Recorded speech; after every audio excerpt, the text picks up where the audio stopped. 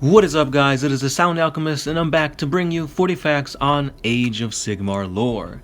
That is right, guys. You read the title right. You heard me right. This is Warhammer Age of Sigmar Lore. For the first time ever on our channel, we are going to do this type of lore. Usually we do 30k, 40k lore, but today we are focusing on the Sylvaneth of Warhammer Age of Sigmar. Now, I know a lot of you guys don't like Age of Sigmar. The rules are kind of wonky, the lore is kind of weird, but I am doing this to get that itch off my back, so to speak. I've always liked the Sylvaneth. If I could bring any army into the 40k universe, it would be the Tree Folk. These guys just look awesome in my opinion. The artwork that you guys see here is just phenomenal. It's beautiful. It's very evergreen, so to speak. It's very full of life. Awesome artists here, awesome coloring. It's just amazing. Now, as I said before, I will be covering the Sylvaneth in probably 2 videos. This is kind of a test to see how well Age of Sigmar is received, and we'll go from there. So without further ado, let's dive into the history of the Sylvaneth. The Sylvaneth are the offspring of the goddess Alarielle, queen of the radiant wood. They belong to nature. They are creatures of life magic whose flesh and sinew are crafted from the living boughs of the wildwood.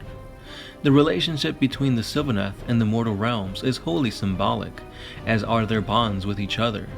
All the children of Alarielle are connected by the haunting spirit song that courses through them. The unifying energies of this strange melody bind the Sylvaneth together as one people. Fey creatures of the wilderness, the Sylvaneth can appear capricious or cruel to some. Their motivations seem inconsistent, their deeds whimsical and strange. The Sylvaneth are not moved by mortal desires, such as expanding their borders or amassing plunder. Instead, they are driven to safeguard the natural cycles of the mortal realms, no matter how weird or dangerous those might be, and to cleanse the land of that which taints it. The Sylvaneth can thus prove difficult allies, for their goals and motivations often conflict with those they are fighting alongside. Oftentimes, they are misunderstood by their mortal allies. But the Sylvaneth are good and noble beings, staunch enemies of chaos. During the Age of Myth, the Sylvaneth claimed places of natural power all across the mortal realms. It was these places that they fought and died to defend during the Age of Chaos, battling with wild determination, even as their Everqueen fought for her own war against Nurgle in the realm of life. Despite their effort, the Sylvaneth were driven back until only scattered pockets of resistance remained. Their doom seemed assured, yet extinction was not to be their fate. In the days when Sigmar's pantheon still reigned, the Sylvaneth ruled much of Ghyran. They existed in harmony with nature, and for the most part, with the mortal tribes of the Jade Kingdoms. There was danger, of course, from rampaging beasts and hostile barbarian tribes. The war groves of the courageous noble spirits crushed each of these threats as they arose, fulfilling their role as protectors so that the Dryads could nurture the lands and live in peace. All were united by the spirit song that echoed through their souls, and they enjoyed a concord with all living things. Alarielle looked upon her creations, and she knew that peace was here at last. Time passed, and the children of the Radiant Wood spread beyond the bounds of Ghyran, whether by soul pod seed carried through realm gates or by the staging of deliberate expeditions. Sylvaneth enclaves sprung up across all the mortal realms. There was more danger outside of Ghyran, for many lands were wild and hazardous. The noble spirits of the glades fought great battles against wild tribes of Aurochs and scurrying infestations of Skaven. Entire Sylvaneth clans were lost to war and catastrophe. Still, the Sylvaneth prevailed and spread. There was one hazard they could not have planned for, though. Once beyond the realm gates, the Sylvaneth found themselves cut off from the spirit song of their mother. The Sylvaneth who traveled to new realms could still perceive the spirit song that echoed within, but they found themselves islands of harmony amidst a terrible silence. Some went mad, while others fled back to the comfort of the hot glades. Tales are still told of the terrible season in which Silverthorn Glade was lost altogether. Those Sylvaneth who endured sought out those places in the new lands where life magic flowed the strongest. In these places of power, they planted soul pod groves and sank their realm roots. And so grew the new enclaves of the Sylvaneth, and from them the song rang out once more. The vast Hunter's Moon, the Singing Mountains, the city caverns of Breerdale, and countless others echoed the beautiful wonder of the Sylvaneth homeland. And then came chaos.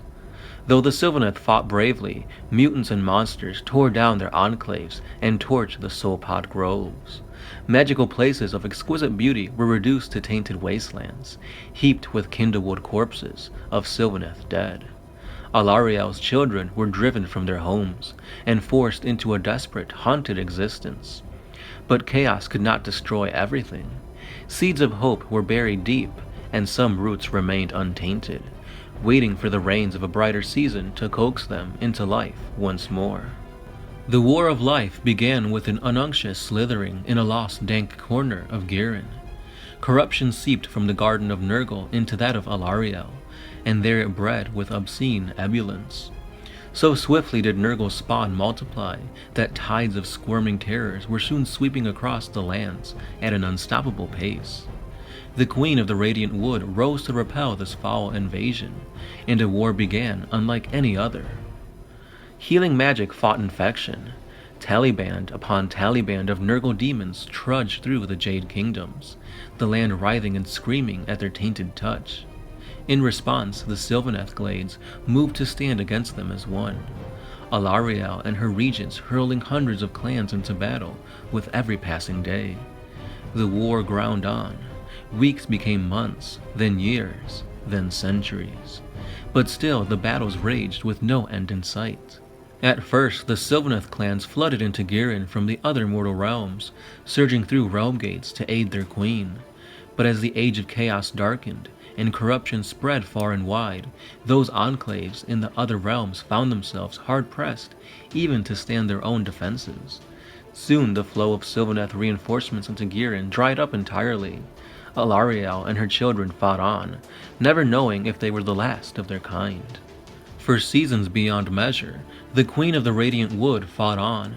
Only slowly did loss and betrayal render her strength brittle, like a fallen branch rotting from within.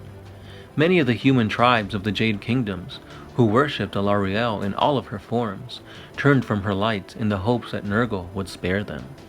Soulpod glades burned in ancient places of power fell.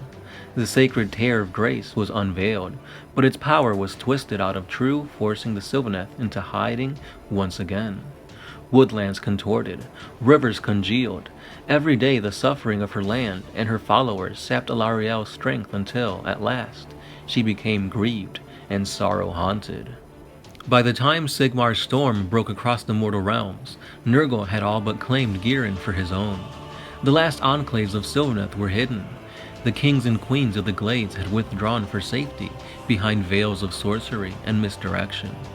Here and there, fierce war leaders still led the fight against the myriad armies of Nurgle and their verminous allies. But for all intents and purposes, the War of Life had been lost. Overcome by melancholy, Alarielle fled to the hidden vale of Aetherwood. Concealed from Nurgle's rheumic eyes, the fated goddess had chosen defeat. She wished only to brood amidst the echoes of glory's past, giving in to the mercurial nature of her people and becoming more bitter by the day. Blinded by her anguish, Alarielle did not know that an old friend was seeking her out. As his reconquest rolled out across all the mortal realms, Sigmar sent Stormcast Eternals to locate the Queen of the Radiant Wood. These envoys brought offers of a renewed alliance against Chaos Gods, and overcame many perils to find her. In doing so, the Stormcast inadvertently led the hordes of Nurgle straight to the goddess's hiding place. The battle that followed was brief and vicious. Stirred to war, Alarielle fought to protect Aetherwood, but the enemy was too many and too strong. In the end, the goddess was forced to flee, escaping with a ragged band of Sylvaneth and Stormcast Eternals.